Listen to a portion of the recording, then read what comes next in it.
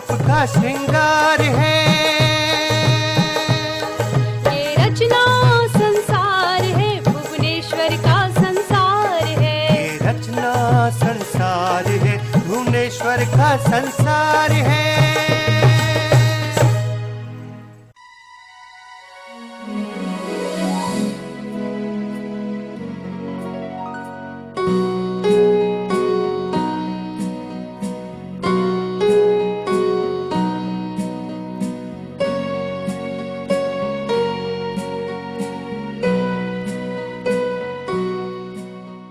श्रोताओ नमस्कार। भुवनेश्वर का संसार ये कार्यक्रम एक प्रणाम है हिंदी के यशस्वी एकांकीकार भुवनेश्वर को।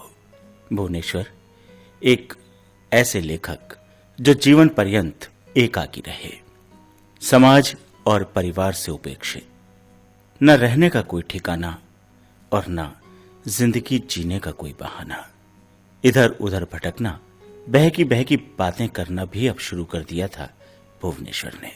ये बात 1955-56 की है।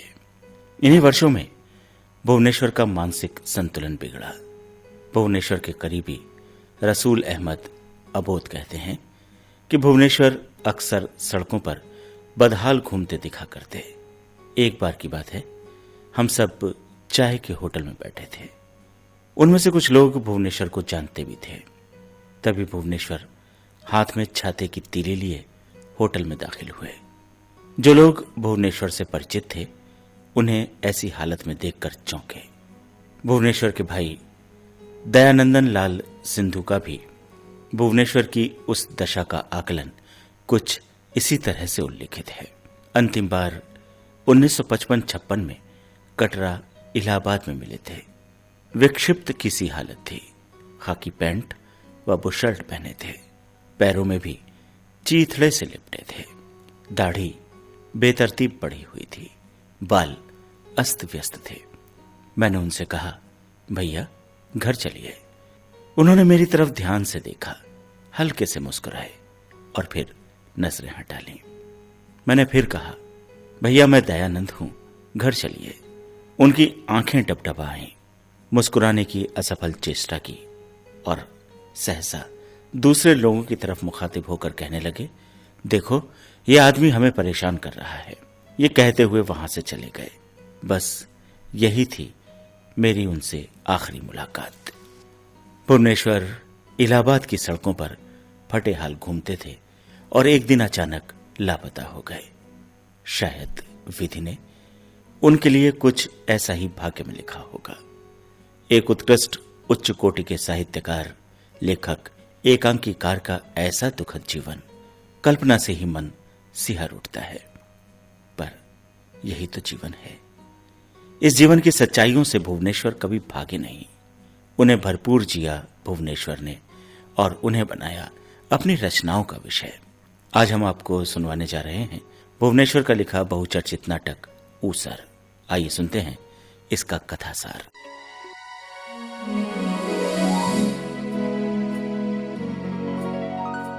ऊसर एकांकी में पाश्चात्य सभ्यता से प्रभावित आडंबर युक्त उच्च मध्यम वर्ग की अहमग्रस्त और हृदयहीन प्रवृत्ति का यथातथ्य चित्रण किया है। समाज के सभ्य, शिक्षित और संपन्न कहे जाने वाले वर्ग के खोखलेपन का चित्रण ही इस एकांकी का लक्ष्य है।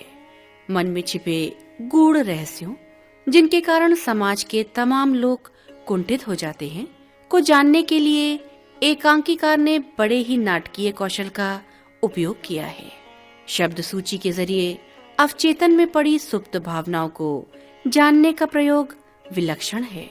शब्द सूची में से चुने शब्दों के माध्यम से अपनी विचारधारा व्यक्त करने की शैली से गृह स्वामिनी के मन में असफल प्रेम और दमित काम वासना की ग्रंथि होने का पता लग जाता है। इस एकांकी में गृह स्वामी संपन्न और बड़बोला है। दार्शनिकता और अनुभवों का प्रदर्शन करता है। बोलने में उपदेश की गंध है। औरतों के मनोभावों को पढ़ने में अपने को विशेषज्ञ मानता है। ट्यूटर ट्यूशन पढ़ाने को मजबूरी नहीं, इंटेलेक्चुअल एक्सपेरिमेंट कहता है। युवक गृहस्वामी का पुत्र है। गृहस्वामिनी तथा मोटी रमणी भी पात्र हैं। ये सारे पात्र जीवन की वास्तविकता को स्वीकार नहीं करते। यही कारण है कि वे किसी न किसी समस्या से ग्रस्त हैं। ट्यूटर, गृहस्वामी, मोटी रमणी, युवक, गृहस्वामिनी सब अपने अपने ढंग से वक्त काटने के लिए बातें करते हैं, बेवजह हंसते हैं, परिभाषाएं देते हैं, इधर उधर की घटनाओं पर चर्चा करते हैं। ऐसी ही कभी आने वाली जेनरेशन बिल्लियों और सर्पों से अच्छी बताई जाती है। कभी हिटलर, मुसोलिनी के लिए हमें ताकत पैदा करने की जरूरत महसूस होती है। कभी विक्टोरिया सी मल्लिका की आवश्यकता महसूस होने लगती है। ट्यूटर और गृहस्वामी की दृष्टि अलग है। गृहस्वामी उसे अपना नौकर मानकर नौकर मालिक का संबंध रखता है, जबकि ट्यूटर ट्यूशन पढ़ाने को एक्सपेरिमेंट मानता है। फिर एक खेल शुरू होता है साइकोलॉजिकल स्टडी का। सब लोग एक कागज और पेंसिल से बिना सोचे कई चीजों के नाम ले लेकर लिखते हैं। गृहस्वामिनी भी एक कागज पर मन में एकाएक आए शब्दों को लिख देती है। पढ़ने पर वे अनायास शब्द विशिष्ट अर्थ देने लगते हैं और अवचेतन में पड़ी सुप्त काम वासनाएं परिभाषित हो उठती हैं। इस एकांकी में भुवनेश्वर ने संवादों का ऐसा विलक्षण प्रयोग किया है जिससे पात्रों के अवचेतन में पड़ी सुप्त मनोवृत्तियों का उद्घाटन हो जाता है। सांकेतिकता के साथ व्यंग्यपूर्ण शैली होने के कारण ये नाटक हृदय पर गहरी चोट करने में सक्षम है। नाटक में मुक्त यौन संबंध, वैयक्तिक प्रेम तथा व्यक्ति स्वातंत्र्य की समस्याओं को स्वर प्रदान किया गया है। ऊसर भुवनेश्वर की उत्कृष्ट रचना है।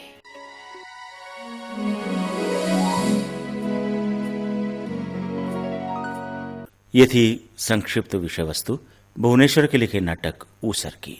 और आइए अब सुनते हैं यही नाटक रेडियो नाट्य रूपांतरण किया है डॉक्टर राजकुमार शर्मा ने।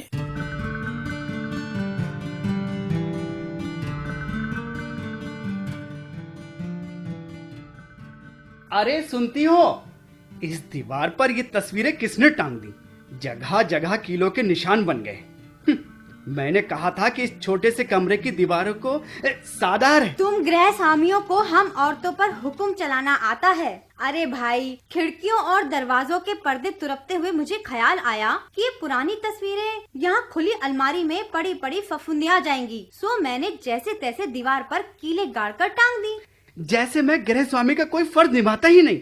अरे ये कॉर्निश पे रखी चीजें, शील्डे, घोंगे, शंख और प्लास्टर ऑफ पेरिस का गांधी का वास, अरे ये मैंने ही तो सजाया है।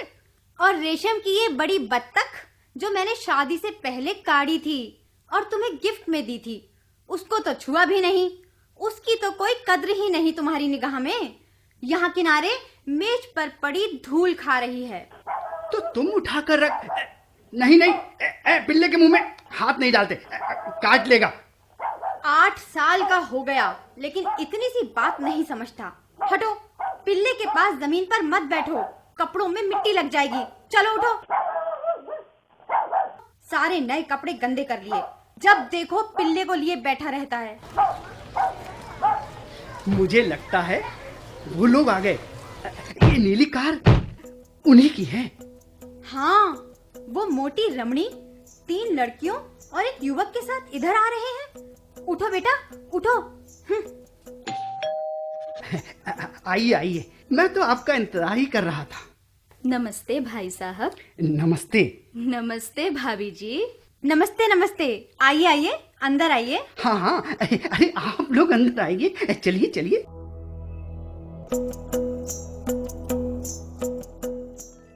मेरा पिप्पा, मेरा प्यारा पिप्पा, सब तुम्हें कुत्ते का पिल्ला कहते हैं। सब तुम्हें डांटते रहते हैं। तुम्हें कोई प्यार नहीं करता, तुम्हें कोई पूछता नहीं।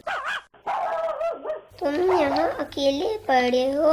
मेरा फूफी, तुम्हारी आंखें कितनी सुंदर हैं, कान कितने मुलायम हैं, और तुम कितनी अच्छी हिलाते हो। तुम मेले हो। चुपके से जब सब सो जाएं, तब तुम हमारे बिस्तर पर आ जाना। पापा आ गए। ये क्या बदतमीजी है? भीतर मेहमान आए हैं, तुम यहाँ कुत्ते के साथ शरारत कर रहे हो। और ये हैं? ये सब कुर्सियाँ क्यों बर्बाद कर दी? कुर्सियाँ कहाँ? ये तो आपने हटाई हैं। और अंग्रेजी, अरे अंग्रेजी तो आप सब भूल ही गए। अब कभी मेहमान आए तो अपने ट्यूटर के साथ। मेरे ट्यूटर तो आ गए। अरे हाँ, आप तो यहाँ आ ही गए। अरे मैं आपसे कहना चाहता हूँ कि जब रात को तुम्हें पढ़ाना हुआ करे तो शाम को साइकिलबाजी ना किया कीजिए। भाईजान, इसमें आपका ही फायदा है। मेरा फायदा? मेरा क्या फायदा? इसमें बहस की क्या बात है? तुम्हें फायदा नहीं लगता तो ना सही, कुछ नहीं तो तुम भीतर तो आ सकते थे। तुमने चाय नहीं पी? जी नहीं। तो अब तो मिसेस सिबेल अच्छी हैं। अरे क्या अच्छी हैं? जरा सी पार्टी पर आप देखिए, हफ्ते भर स्ट्रेट हार्ट में पड़ी रहेंगी। अब उन लोगों को घूम घूम कर मकान और बाग दिखाया जा रहा है। फिर हम लोगों की। तुम शायद कुछ कहना चाह रहे हो। मैं आज आपसे सुबह कुछ कहना चाहता था, पर आप सुबह से बिजी थे और शायद कल आप दौरे पर चले जाएंगे। हाँ, तो इसमें नया क्या है? मेरा तो काम ही ऐसा है। मैं सोचता हूँ ये ट्यूशन पढ़ाना, ये इंटेलेक्चुअल एक्सपेरिमेंट का जीवन जो मैं। अरे बेटा, इस पिल्ले को उठाकर कहाँ लिए जा रहे हो? ये तो पढ़ने की बजाय अंदर भाग गया। मैं इस भीड़ भड़के से बहुत भड़कता हूँ, और औरतों को तुम नहीं जानते। जब बाहर के आदमी होंगे तो वो बिल्कुल दूसरी ही हो जाएंगी और अपने पति से भी वही उम्मीद करेंगी। मैंने आपके टेबल पर फिगर बॉल मैंने सुनी भी ना थी, पर मेरी मेम साहब शायद ये दिखलाना चाहती थी कि जैसे हम लोग हफ्ते में 10 दिन फिगर बॉल बरतते हैं। और अगर किसी ने कुर्सी पर गीला तौलिया टांग दिया तो हर एक आदमी को वो निशान देखना पड़ेगा, जैसे वो कोई क्यूबिज्म का डिजाइन हो। अब तो मिसेस सिबेल अच्छी हैं पहले से। अच्छी क्या है, उम्र का तकाजा है। अब देखो, 22 साल की मैरिड लाइफ में। हाँ, वो तो ठीक है, लेकिन मैं आपसे कुछ कहना चाहता था। मुझे आपके यहाँ पूरे 2 महीने हो गए। हाँ, वो सब मैं समझ सकता हूँ, ये आपकी मेहरबानी है, पर मैं मजबूर हूँ, अभी संभव नहीं। आमदनी का ये हाल है, उजला खर्च, भाई कतई मजबूर हूँ। ये मद्रासी मैम 25 पर तैयार थी, मुझे कहना ना चाहिए। मैंने सिर्फ आपकी इमदाद की गरज से, समझे, ट्यूशन पढ़वाने का ये इंतजाम किया था। मुझे अफसोस है, मेरी अपनी आवश्यकताएं हैं और उसके लिए पैसे की जरूरत होती है। आपको स्वयं ही समझना चाहिए। वो तो ठीक है, तो तुम बाईसाइकिल पर कहाँ कहाँ गए थे? मैं साइकिल पर कहीं नहीं गया था, मैं गया ही नहीं। देखिए, मेरी जरूरतें हैं और आपके बच्चों को ट्यूशन पढ़ाते 2 महीने हो चुके हैं। अब कृपया करके मुझे मेरा मेहनताना जो भी बनता है। मेरी जिंदगी का एटीट्यूड बिल्कुल मुख्तलिफ है। तुम अपने सोशलिज्म ओशलिज्म के जोश में शायद ये समझ बैठे हो कि जिंदगी का गहरे से गहरा मतलब तुम्हारे लिए साफ हो गया है, जैसे कोई बड़ा सर्कस घोड़ा तुम्हारे काबू में आ गया है। पर जिंदगी अगर इस तरह लटके और फार्मूला में बांधी जा सकती है तो आज कब की खत्म हो जाती। जी, ये सब फिजूल की बातें हैं। हाँ, हमारे स्कूलों यूनिवर्सिटियों की तालीम, हमारी लाइब्रेरीज, हमारे बाजार, हमारे उधर क्या झांक रहे हो? क्या वो आ रहे हैं? कुछ नहीं, नहीं, वहां कोई नहीं है। मैं कह रहा था कि मुझे 2 महीने। ये कैसी पार्टी है? आप लोग वहां केवल पैसे के लिए। मैं कहता हूं कि आने वाली जनरेशन, चाहे वो बिल्लियों की हो या सर्पों की, हमसे अच्छी होगी, हमसे। वो मेहमान शायद पीछे से पार्क में चले गए। पार्क में? और कुसुम की तबीयत स्ट्रेट हार्ट कैफिया स्प्रिंग। मैंने एक किताब पढ़ी थी, उसमें हमारी सभ्यता की तस्वीर की एक बड़ी दुकान से ली गई थी। ऊपर ऊपर ऊपर बड़े चले जाइए, पर नीचे जमीन की आंखें हम हजम करने के लिए बेताब है।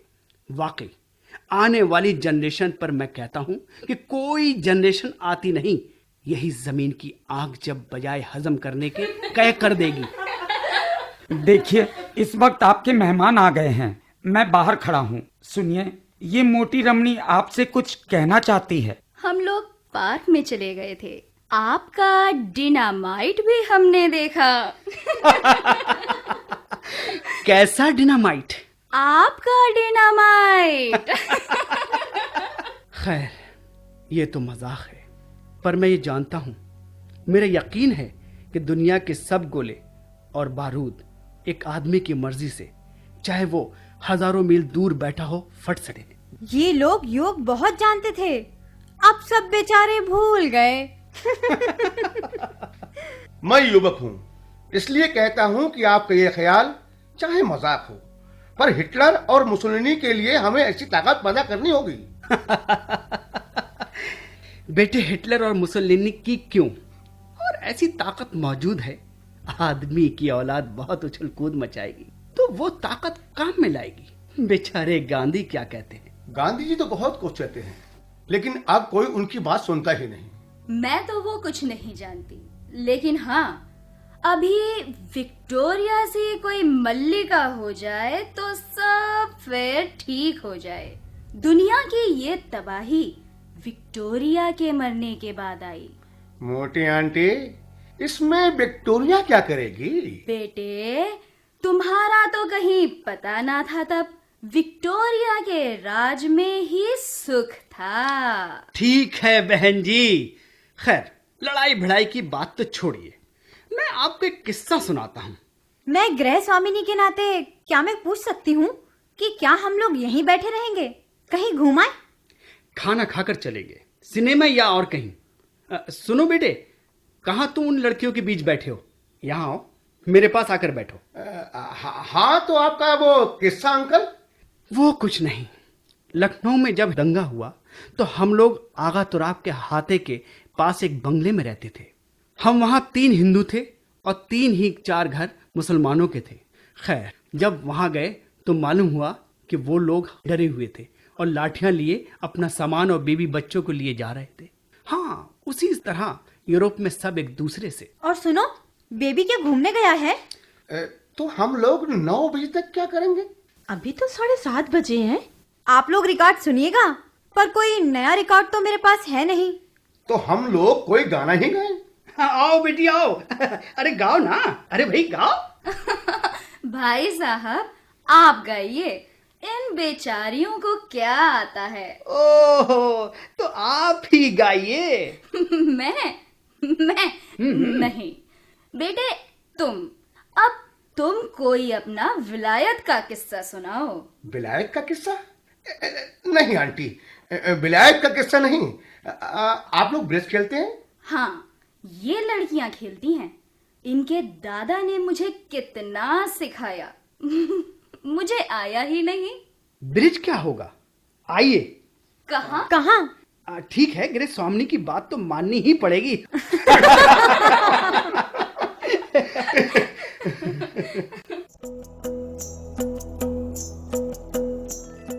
आप लोगों के लिए कॉफी ऑफी ही मंगाऊं? कॉफी क्या होगी, ये लोग चाहें तो पी ले। अरे बैठिए, बातें करें, अभी तो खाना खाना है। राजा जी, आज तुम ट्यूटर से बात कर लेना। ट्यूटर? कौन? बेबी के लिए रखा है, बवाल जान हुआ जा रहा है। वो समझता है कि वो हम लोगों से बहुत ऊंचा है, और जो नौकर मालिक का संबंध हम में है, वो इम्कदा का हमको छोटा बना देता है कि वो हमारा मुकाबला भी नहीं करता। उनका पाक ख्याल है कि हम लोगों के साथ एक इंटेलेक्चुअल एक्सपेरिमेंट कर रहे हैं, जबकि बार बार अपने मेहनताने की तरफ इशारा करते हैं। उन्हीं का नहीं, आज सब जवान आदमियों का यही हाल है। वे किताबों के अधकचरे असर से बगावत तो करना चाहते हैं, पर नहीं कर सकते। और मैं आपसे पूछती हूँ, ये बगावत किसके खिलाफ है? आप नेचर से बैर कर सकते हैं? नहीं कर सकते। आप छत पर से गिरेंगे तो दुनिया की कोई ताकत सर फटने से नहीं रोक सकती। तुम उन्हें समझा देना। बहन जी, मुझे तो आपकी ये बात पसंद आई कि विक्टोरिया जैसी मलिका कोई हो जाए तो अभी सब ठीक हो जाए, वही बातें फिर लौट आए। लिखा भी है, यथा राजा तथा प्रजा, राजा तो ईश्वर है। खैर, मैं तो ये नहीं मानता बहन जी। आइए मोंटी आंटी, कुछ खेलें। ताश से मुझे नफरत है, बिल्कुल छिछोरा खेल है। फिर क्या खेलें, तुम ही बताओ। मैं एक खेल बताती हूँ, हम लोग खेला करते थे। इनके पापा, हम, बीबी जी वगैरह। एक आदमी, जैसे मैं कुछ चीजों के नाम लूं, जैसे कमरा। नहीं, ऐसे नहीं। सब लोग एक एक कागज और पेंसिल ले लें और कुछ लोग नहीं। एक आदमी बिना सोचे कई चीजों के नाम ले, जैसे कमरे, और हम लोग सब उस लफ्ज को सुनकर एकदम जो उनके मन में आए अपने कागज में लिख ले, फिर सबके कागज पढ़े जाएं। बिटिया रानी, ये क्या खेल है? ये तो अच्छी खासी साइकोलॉजिकल स्टडी है। मैं कागज लाती हूँ। लो, चिट्ठी लिखने का पैड मिल गया, इससे काम चल जाएगा। लीजिए। अरे, आप लोगों को शर्म क्यों आ रही है? ये लीजिए। और मोटी आंटी, आप भी। मैं तो नाम लूंगी। ये लो पेंसिलें और कागज। तुम भी कागज ले लो राजा जी। मैं तो नाम लूंगा मोटी आंटी। अच्छा, ठीक है, लेकिन तुम मुझे मोटी आंटी क्यों कहते हो? अच्छा, तो आप ही बताइए कि मैं आपको क्या कहूं। तो सब लोग तैयार है ना? सब लोग अपने कागज पर लिखते जाएं। अच्छा, मैं बोलता हूं। कमरा, सब लोग लिखें। अच्छा, बिजली, सब लोगों ने लिख लिया। अच्छा, पेरम्बुलेटर लिख लिया। अच्छा, अब क्या? अच्छा, सेक्स। सेक्स? हाँ हाँ। क्या? सेक्स? ये भी एक लफ्ज है। आपने कहा था ना, बिना सोचे नाम लो। सब लोग लिखते जाओ।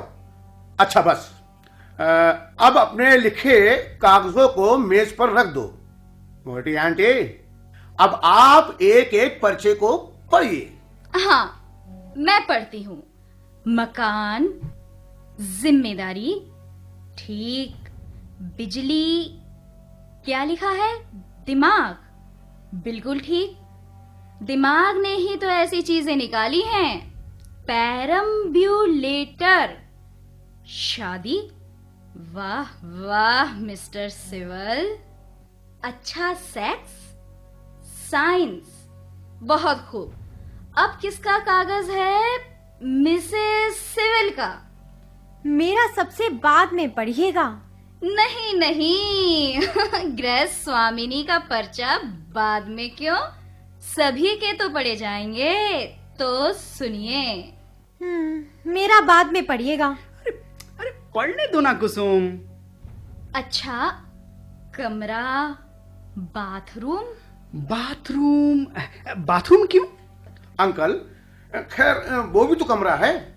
अच्छा, बिजली, अंधेरा। है। बिजली फेल हो जाती है तो मोमबत्ती नहीं ढूंढी जाती। कुसुम, ये क्या है? बेबी का पेरम्बुलेटर पर चढ़ने के काबिल है। मैं कह देता हूँ कि तुम लड़कों का सत्यानाश मारे देती हो। मैंने तो बेबी लिखा था, अपना बेबी थोड़ी। तुम ही ने कहा था बिना सोचे। अच्छा, सेक्स, शाहनजफ रोड। ये क्या है? आखिर इसका क्या मतलब? तुमने कहा था बिना सोचे। तुम्हारा मतलब क्या था? कुछ नहीं, मैंने वैसे ही लिख दिया। वैसे ही? Sex, Shahnajaf road. वाह वाह।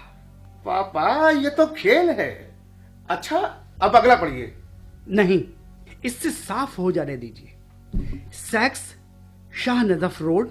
वाह वाह, इसके मायने क्या है? कमरा, बाथरूम, सेक्स, शाहनजफ रोड, क्या कहना है? रामू, तू क्या पर्दे के पीछे से झांक रहा है? अरे मैं कह रहा था, क्या खाना मेज पे लगाऊं हुजूर? हाँ हाँ, खाना लगाओ। और सुनो, बेबी आ गया? अभी तक बेबी नहीं आया क्या? सर, मैं अपनी डिक्शनरी यहीं बेटे की टेबल पर भूल गया था। ट्यूटर, क्या तुम यहीं बैठे थे? जी हाँ। यहीं बरामदे में? जी हाँ। आज आपसे अंकल की बातचीत हुई? जी हाँ। क्या बातचीत हुई? कुछ नहीं। उन्होंने कहा कि आने वाली जनरेशन बिल्ली की हो या सांपों की, पर हमसे अच्छी होगी। किसने कहा? मिस्टर सिविल ने।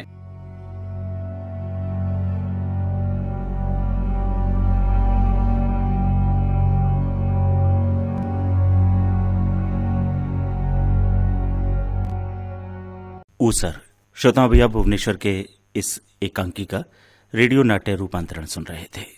प्रतिभागी कलाकार थे छोटा बच्चा स्वास्तिक मिश्रा, गृहस्वामी मोहम्मद तनवीर, गृहस्वामिनी की भूमिका में थी शिल्पी, ट्यूटर आशुतोष खन्ना, मोटी रमणी की भूमिका निभाई पल्लवी ने, और लड़कियां थीं बेबी अंजुम और राना तलत।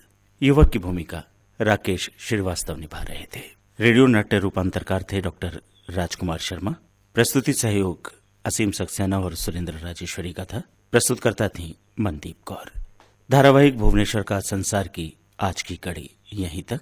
अगली कड़ी में फिर हाजिर होंगे भुवनेश्वर के लिखे एक और नाटक के साथ। तब तक के लिए नमस्कार।